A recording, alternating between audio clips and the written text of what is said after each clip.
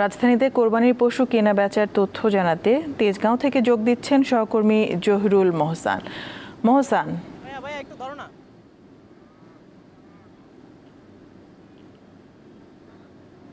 মোহসান, আপনি তো রাজধানীর বিভিন্ন পশুর হাট ঘুরেছেন। হাটগুলোতে কোরবানির পশুর সরবরাহ কেমন দেখছেন এবং এই কেনাবেচার অবস্থা কি এই মুহূর্তে?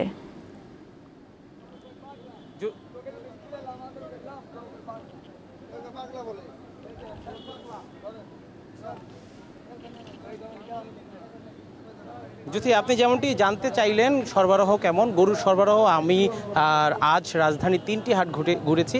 প্রতিটি হাটেই কিন্তু আমরা দেখছি যে পর্যাপ্ত গরু রয়েছে এবং সবচেয়ে বেশি রয়েছে মাঝারি আকারের গরু। আর এই গরুগুলোর চাহিদাও কিন্তু ক্রেতাদের কাছে অনেক বেশি। এই গরুগুলো পাওয়া যাচ্ছে 80,000, 60,000 থেকে শুরু করে 1.5 লাখ পর্যন্ত কিন্তু মাঝারি আকারের গরু পাওয়া যাচ্ছে। তবে এই বড় গরু যদি যারা কিনতে হচ্ছে তাদের কিন্তু আসলে 2 লাখের উপরে যেতে হচ্ছে। প্রত্যেকটি হাটে কিন্তু এখনও ক্রেতা রয়েছে। মধ্যরাত, এই মধ্যরাতেও কিন্তু ক্রেতারা অনেকে আসছেন গরু কিনতে।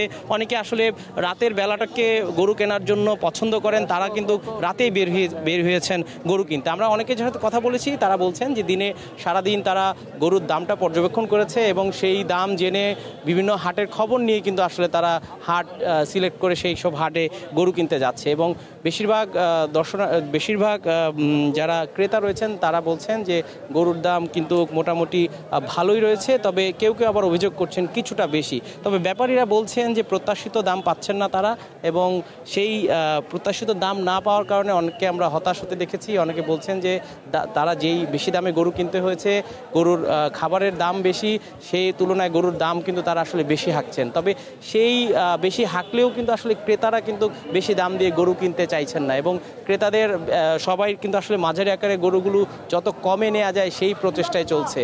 আর মাত্র একদিন বাকি। এখন রাতে আমরা দেখছি যে রাতে হাটগুলোতে বেশ ভিড় রয়েছে। সবাই হয়তো রাতে গরু কিনবে এবং আজকে যারা কিনতে পারবেন না তারা কালকে হয়তো গরু কিনবেন, এবং ব্যাপারীরা প্রত্যাশা করছেন যে আগামীকাল তারা বেশ ভালো ব্যবসা করবেন। জ্যোতি। মোহসান, আপনাকে অনেক ধন্যবাদ।